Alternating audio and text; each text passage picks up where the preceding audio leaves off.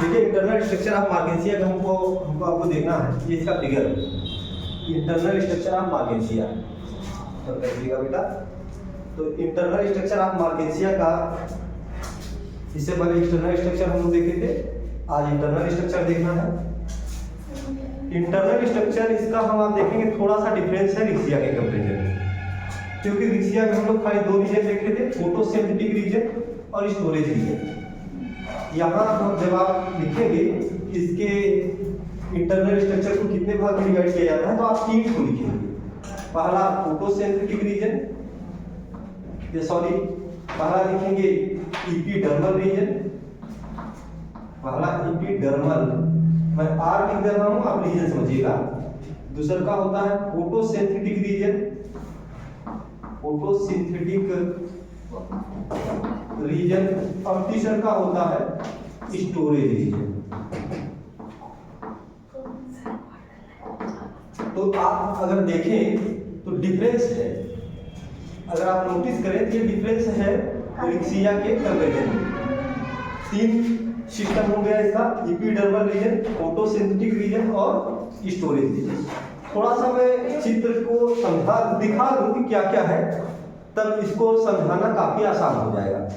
देखिए उसका internal section काटा गया है मार्केशिया का। ये डॉर्सल साइड वाला रीजन है, ये वेंट्रल साइड वाला रीजन है। मार्केशिया का जो आप देखे थे पिछले लेक्चर में, ये इसका डॉर्सल रीजन है और ये इसका क्या होगा, वेंट्रल रीजन होगा। ठीक है, डॉर्सल रीजन को अगर हम आप देखें, यहाँ हमने लिखा हुआ है फोटोसिंथेटिक, ये वाला जो क्षेत्र है, ये वाला इसको फोटोसिंथेटिक रीजन कह रहे हैं, और ये वाला क्षेत्र इसको स्टोरेज रीजन कह रहे हैं। वही लिखा हुआ है फोटोसिंथेटिक रीजन, स्टोरेज रीजन। थोड़ा थोड़ा हम देख रहे हैं इसमें, ये बीच में अगर आप देखें ऊपर की ओर ये एयर कोर है, ये एयर कोर है, ये पार्टीशन वॉल है, बीच में आप देख रहे होंगे ये पार्टीशन वॉल, ये अपर एपिडर्मिस है, ये बीच वाला स्टोरेज रीजन है, ये स्केल है, ये लिखे हुए नहीं, हाँ ये स्केल है, और ये राइजॉइड्स है। ये ऐसे सिंपल तरीके से एक तरीके से कहिए, और थोड़ा जूम करिए इसको आप और अंदर जाएंगे तो ये और स्पष्ट दिखने लगेगा। और स्पष्ट दिखने का मतलब ये जो दिख रहा है, ये देखिए अपर एपिडर्मिस, ये वाला रीजन अपर एपिडर्मिस है। जो एयर कोर वाला दिख रहा था आप लोगों को, ऐसे इस तरह से दिखने लगा एयर कोर है। और इसके बीच में अगर आप देखें ये चैम्बर जो बन रहा है, इसको एयर चैम्बर लिखे नहीं, एयर चैम्बर, हाँ लिखेंगे एयर चैम्बर। तो इसमें भी देखें इसी चीज को, यहाँ ये पार्टीशन वाल है, जैसे इसमें था ये पार्टीशन वाल, ये एयर कोर, अपर एपिडर्मिस, ये फोटोसिंथेटिक फिलामेंट होता है, ये वाला फोटोसिंथेटिक फिलामेंट ये है ना। इसके नीचे ये वाला रीजन को देखिए, ये स्टोरेज रीजन में आ गया। स्टोरेज रीजन में आप देखें तो पेरेन्काइमेटस सेल, पीसी में लिख दे रहा हूं, पेरेन्काइमेटस सेल से मिलकर बना होता है। इस पेरेन्काइमेटस सेल में कुछ तो ऐसे होते हैं जो कार्बोहाइड्रेट यानी स्टार्च और प्रोटीन को स्टोर करने का काम करते हैं, और कुछ में आयन या म्यूसिलेज का निर्माण हो जाता है। तो दो तरह की कोशिकाएं यहाँ लिखी हुई, स्टोरेज सेल, म्यूसिलेजिनस सेल। और फिर अगर हम आप देखें, जैसे यहाँ अपर एपिडर्मिस था, वैसे यहाँ क्या हो गया है, लोअर एपिडर्मिस। सेक्शन को ध्यान देंगे, अपर एपिडर्मिस जिसमें आपका ये एयर कोर पाया जा रहा है, ये जो खाली जगह है एयर चैम्बर है, बीच में एक पार्टीशन वाल है, फोटोसिंथेटिक फिलामेंट है। फिर हम लोग चले आए हैं स्टोरेज रीजन। आप देख रहे हैं पेरेन्काइमेटस सेल से मिलकर बना है स्टोरेज रीजन। और इसमें भी कुछ जगह हमने ऐसे डॉट डॉट किया हुआ है। डॉट डॉट इसलिए किया है, इसकी ज्यादातर कोशिकाएं स्टार्च और प्रोटीन को स्टोर करती हैं, लेकिन कुछ कोशिकाएं आयन और म्यूसिलेज का भी जो है स्टोर करने का काम करती हैं, इसलिए म्यूसिलेजिनस सेल्स भी लिखती हैं। अपर एपिडर्मिस था, ये लोअर एपिडर्मिस है। लोअर एपिडर्मिस से हम आप देखें तो ये स्केल्स निकले हुए हैं, और ये है राइजॉइड। ये अभी फिगर केवल हम आपको बताएं कि इस तरीके का फिगर इसमें। अब हम वर्णन चालू करेंगे। जब वर्णन चालू करेंगे तो जैसे उसका होता था कि रिक्सिया का, कि उसके दो भाग में डिवाइड किया हुआ था, दो भाग में डिवाइड किया हुआ था।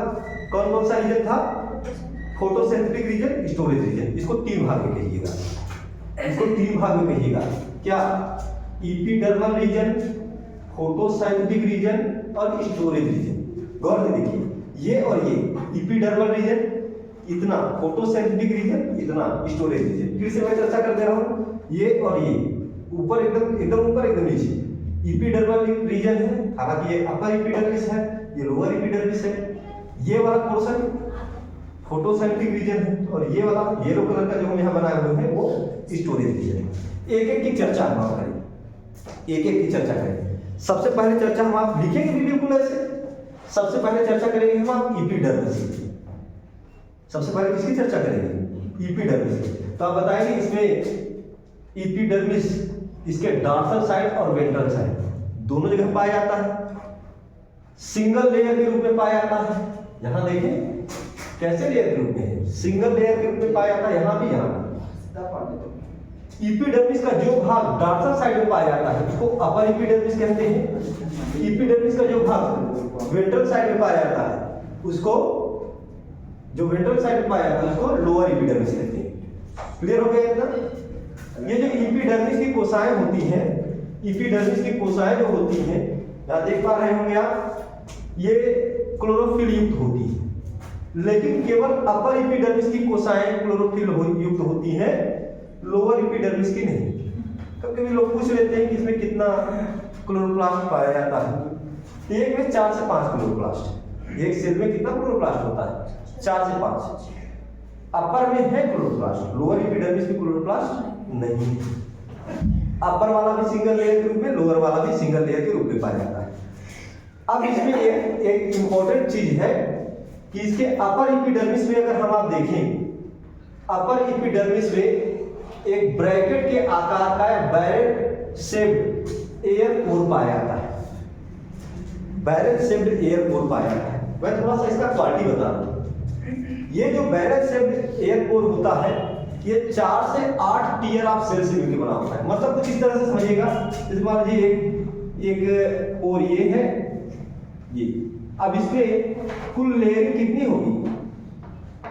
इस तरीके से 1 2 3 4 ज्यादा 8, जो इसकी कोशिकाएं एक दूसरे के ऊपर व्यवस्थित होती हैं, सुपरइम्पोज्ड भी बोलते हैं इसको। तो 4 से 8 लेयर से मिलकर ये बना होता है। एयरपोर किससे मिलकर बना होता है? ये जो ये दिख रहा है एयरपोर, आपको बड़ा सिंपल लग रहा है, लेकिन आप बताएंगे 4 से 8 tier of cells, superimposed tier of cell. Superimposed का मतलब जैसे ये है, फिर इसके बाद एक लेयर, फिर एक लेयर, फिर एक लेयर, ऐसे 4 से 8 लेयर होता है। सुपरइम्पोज्ड सेल से मिलकर बना होता है। तो कितने सुपरइम्पोज्ड सेल से मिलकर बना होता है? ये 4 से 8। दूसरी चीज ये होती है कि एक जो एयरपोर होता है उसमें कितनी सेल होती है। अगर आप यहां गिने 1 2 3 4 5 6 हमने बना दिया बन गया, लेकिन एक्चुअली 4 से 5 सेल होती है। समझ रहे हैं? एक जो बैरेट शेप्ड इसमें सेल आता है, एक बैरेट शेप्ड जो स्ट्रक्चर आता है एयरपोर, वो कितने सेल से मिलकर बना होता है? तो वो 4 से 5 सेल से मिलकर बना होता है। क्या कार्य होता है इससे? आप देखेंगे फोटोसिंथेसिस के लिए CO2 अंदर आएगा और फोटोसिंथेसिस के बाद जो ऑक्सीजन बनेगा वो ऑक्सीजन को ये बाहर करने का काम करता है। ठीक है? कुछ लोग कहते हैं कि ये एनालॉगस टू द स्टोमेटा, जो पत्तियों में रंध्र नहीं पाया जाता है उसके समजात होता है, उसी के समान होता है। क्योंकि रंध्र में भी यही काम होता है कि रंध्रों के द्वारा CO2 अंदर आता है, ऑक्सीजन बाहर जाता है। इसमें उपस्थित नमी भी रंध्रों के द्वारा बाहर जाती है। तो अगर आप देखें तो इसका फंक्शन बिल्कुल स्टोमेटा के समान है, लेकिन आप क्या कहेंगे? ये स्टोमेटा के एनालॉगस है, स्टोमेटा नहीं है। क्यों? क्योंकि स्टोमेटा जो होता है वो गार्ड सेल से मिलकर बना होता है। किससे मिलकर बना होता है?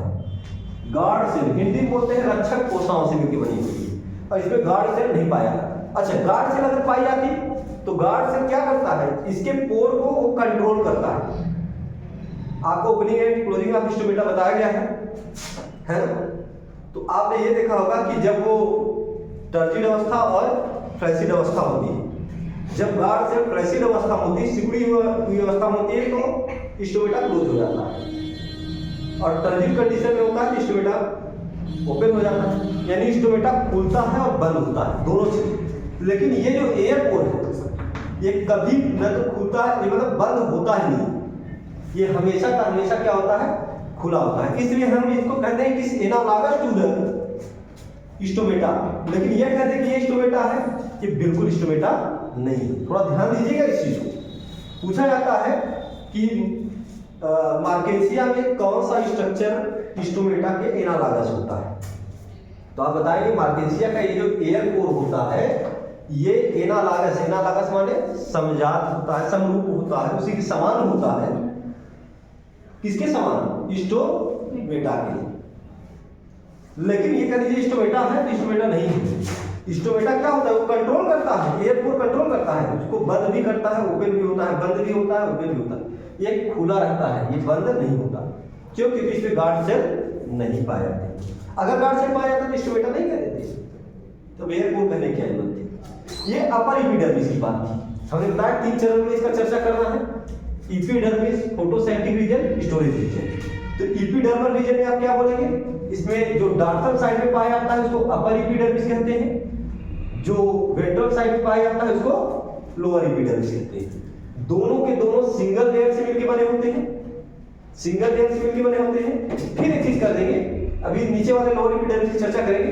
अपर एपिडर्मिस जो होता है इसमें क्लोरोफिल पाया जाता है, इसलिए फोटोसिंथेटिक नेचर का होता है। और इसमें जगह जगह बैरल शेप्ड पोर पाए जाते हैं जिसको एयर पोर कहते हैं।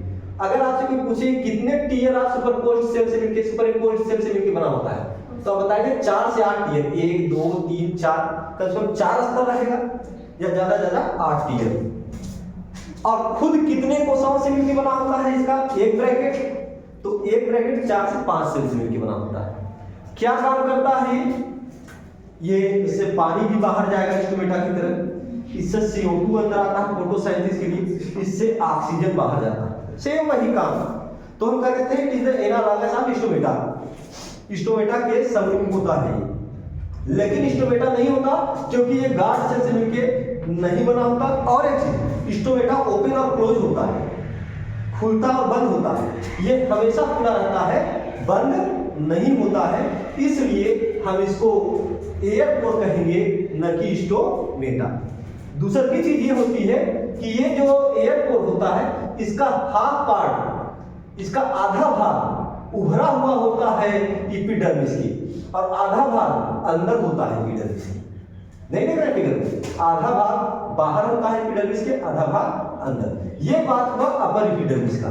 अपर एपिडर्मिस की जब हम आप चर्चा कर लेंगे, इसके बाद हम आएंगे कहां पर? लोअर एपिडर्मिस पे।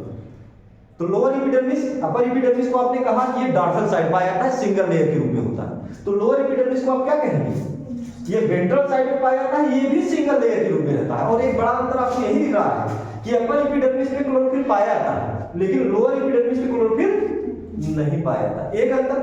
दूसरी चीज ये कि अपर एपिडर्मिस में आप देखें तो एयर कोर होता है, लोअर एपिडर्मिस में अगर आप देखें तो किनारे किनारे आपको स्केल मिल जाएंगे। आपने जाना है कि मार्केशियम 2 तरीके का स्केल होता है, लेगुलेट और अपेंडिकुलेट। तो 2 तरीके के स्केल मिल जाएंगे। और क्या मिल जाएंगे? ये यूनिसेलुलर राइजोइड्स। यूनिसेलुलर क्या निकले रहते हैं? इसी लोअर एपिडर्मिस से निकले रहते हैं, राइजोइड्स निकले रहते हैं। राइजोइड 2 प्रकार के होते हैं, स्मूथ वॉल्ड और ट्यूबरकुलेट। इन सब की चर्चा की जा चुकी है। तो हमने एक चीज का वर्णन कर दिया, एपिडर्मिस। इतने कोई दिक्कत? एपिडर्मिस को 2 भाग में डिवाइड करके पढ़ा, upper epidermis, lower epidermis. Upper epidermis की क्वालिटी बता दिया, सिंगल लेयर के रूप में पाया जाता है, क्लोरोफिल पाया जाता है, इसमें जगह जगह बैरल सेल स्ट्रक्चर पाया जाता है जिसको एयर कोर कहते हैं। ये जो एयर कोर होता है, कितने टियर आप सुपरइम्पोज्ड सेल से मिलकर बना होता है? 4 से 8 टियर, 4 से 8 पंक्तियां होती है इसमें। और खुद ये कितनी कोशिकाओं से मिलकर बना होता है? 4 से 5 सेल से मिलकर बना होता है। ठीक है। ये जो एयर कोर होता है इसका मेन फंक्शन क्या है? ये पानी को बाहर निकालता है, जैसे कि स्टोमेटा करता है, ट्रांसपायरेशन का काम करता है, ये भी कर रहा है। और ये CO2 लेता है फोटोसिंथेसिस के लिए और ऑक्सीजन को बाहर निकालता है। फोटोसिंथेसिस प्लांट यही करते हैं, CO2 लेते हैं, ऑक्सीजन बाहर निकालते हैं, ये भी वही कर रहा है। तो लोग कहते हैं भैया जब ये ट्रांसपायरेशन का काम कर रहा है, जब ये CO2 को ले रहा है फोटोसिंथेसिस के लिए, जब इसी से ऑक्सीजन बाहर निकल रहा है, तो इसका मतलब ये स्टोमेटा काहे नहीं कह दे रहे हैं? तो बताइए इसको स्टोमेटा इसलिए नहीं कहेंगे क्योंकि जो स्टोमेटा होता है वो गार्ड सेल से मिलकर बना होता है, वो ओपन और क्लोज होता है। लेकिन ये हमेशा ओपन रहता है और गार्ड सेल से मिलकर नहीं बना होता, इसलिए इसको हम एयर कोर कहेंगे न कि स्टोमेटा। हम कह सकते हैं एनालॉगस ऑफ स्टोमेटा। फिर क्वालिटी बता देंगे कि इसका आधा पार्ट अपर एपिडर्मिस के ऊपर, आधा पार्ट अपर एपिडर्मिस के नीचे होता है। फिर लोअर एपिडर्मिस का बता देंगे कि ये वेंट्रल साइड में पाया जाता है, सिंगल लेयर के रूप में होता है, इसमें क्लोरोफिल नहीं पाए जाते। किनारे किनारे स्केल निकले होते हैं और बीच में क्या निकले रहते हैं, राइजोइड, वाटर और मिनरल्स का अध्ययन करने के लिए। अभी एक हेडिंग कंप्लीट हुई आपका एपिडर्मिस। इसके बाद हम बताएंगे किस पे, फोटोसिंथेटिक रीजन में। तो आप बताएंगे ये जो फोटोसिंथेटिक रीजन होता है जस्ट बिलो पाया जाता है, ठीक नीचे पाया जाता है अपर एपिडर्मिस के। आप खुद देखें ये अपर एपिडर्मिस, यही इतने रीजन फोटोसिंथेटिक रीजन कहां पाया जाता है। आप चित्र देख के भी बता सकते हैं कि ये फोटोसिंथेटिक रीजन के ठीक नीचे पाया जाता है। सॉरी, ये अपर एपिडर्मिस के ठीक नीचे पाया जाता है। अब इसकी भी क्वालिटी बताइए आप, जैसे कहते हैं it is found just below the upper epidermis, ये अपर एपिडर्मिस के ठीक नीचे पाया जाता है। अब क्या क्या इसमें है इसकी वर्णन करेंगे। आप ये बताएंगे कि इसमें अनेकों पार्टीशन वाल पाए जाते हैं, जैसा कि ये दिख रहा है आप लोगों को। पार्टीशन वाल भी क्लोरोफिल युक्त होता है, क्लोरोप्लास्ट युक्त होता है। पार्टीशन वाल के कारण से इसके बीच में कुछ गैप बन जाता है। ये पार्टीशन वाल हमने लिखा है, पार्टीशन वाल के कारण इसके बीच में कुछ गैप बन जाता है, जिसको हम एयर चैम्बर कहते हैं। हवा रहेगा ये एयर चैम्बर कहते हैं। और इसमें से अनेकों फोटोसिंथेटिक फिलामेंट निकला रहता है, जो कि फोटोसिंथेसिस का काम करता है। बस इतना ही इसमें, बस इतना ही इसमें समझ में आया आपको। फोटोसिंथेटिक रीजन में क्या लिखना है कि ये अपर एपिडर्मिस के ठीक नीचे पाया जाता है, इसमें पार्टीशन वाल पाया जाता है। इस पार्टीशन वाल के कारण से ये अनेकों चैम्बर में डिवाइड हो जाता है, जिसको एयर चैम्बर कहते हैं, एयर चैम्बर कहते हैं। और इसके अंदर फोटोसिंथेटिक फिलामेंट पाया जाता है, जिसमें क्लोरोफिल होता है, क्लोरोफिल है, क्लोरोप्लास्ट है, तो फोटोसिंथेसिस करने में मदद करता है, इसलिए इसको फोटोसिंथेटिक रीजन कहा जाता है। क्लियर हो गया? इतना लिख के छोड़ दीजिए, फोटोसिंथेटिक रीजन भी हो गया। फिर हम आप लिखेंगे स्टोरेज रीजन। स्टोरेज रीजन फिर आप बताएंगे स्टोरेज रीजन कहां पाया जाता है। कह दीजिए कि it is found just below the photosynthetic region. जहां पे फोटोसिंथेटिक रीजन है उसी के नीचे में पाया जाता है। It is found just below the photosynthetic region. ये फोटोसिंथेटिक रीजन के ठीक नीचे पाया जाता है।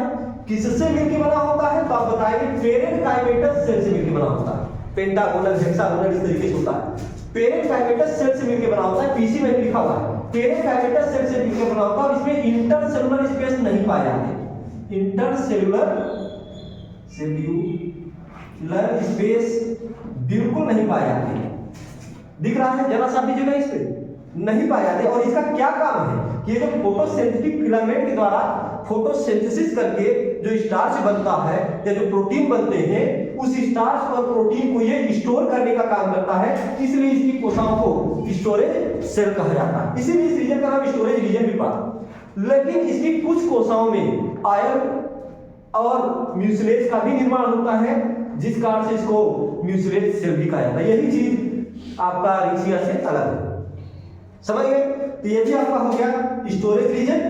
फिर आप लिख देंगे कि इसके लोअर एपिडर्मिस में क्या क्या होता है, मैंने बता दिया। इसके लोअर एपिडर्मिस की चर्चा हमने कर दिया है। लोअर ये तीनों हो गया, epidermis region, photosynthetic region, storage region. अगर और अभी आप लिखना चाहें तो लिख देंगे कि ये स्टोरेज रीजन के नीचे वही लोअर एपिडर्मिस पाया जाता है, जिससे दो तरीके की इसके लिब्यूलेट, अपेंडिकुलेट स्केल निकले होते हैं। दो तरीके के राइजोइड, स्मूथ वाल राइजोइड, ट्यूबरकुलेट राइजोइड निकले रहते हैं। क्या फंक्शन है राइजोइड्स का?